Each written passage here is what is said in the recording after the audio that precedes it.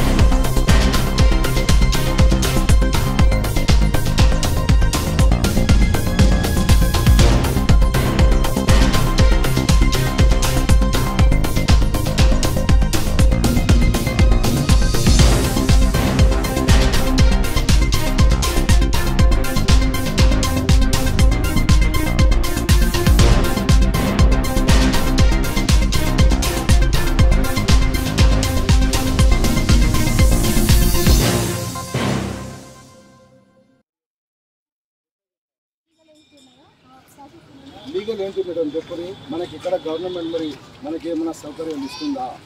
మరి ఏమైనా మీరు ఇవ్వాలి కదా, మీరు గవర్నమెంట్ ఇచ్చింది కదా మేడం. మరి మనం ఎట్లా కాపాడాలి? ఇప్పుడు కోట్లది మాల్ జగిత్యాలకి వస్తున్నది. ఇది పచ్చి మాల్, పచ్చి వ్యాపారం. ఇది వేయకపోతే ఇది నష్టం ఉన్నాయని చెప్తున్నారు. సరే పర్వాలేదు, ఒప్పుకుంటున్నాను. ఎందుకంటే ఈ మామిడి పళ్ళు మేము కూడా తింటున్నాము. మరి దీనికి మార్గం ఏమిటమ్మా? ఏం చెప్పారు?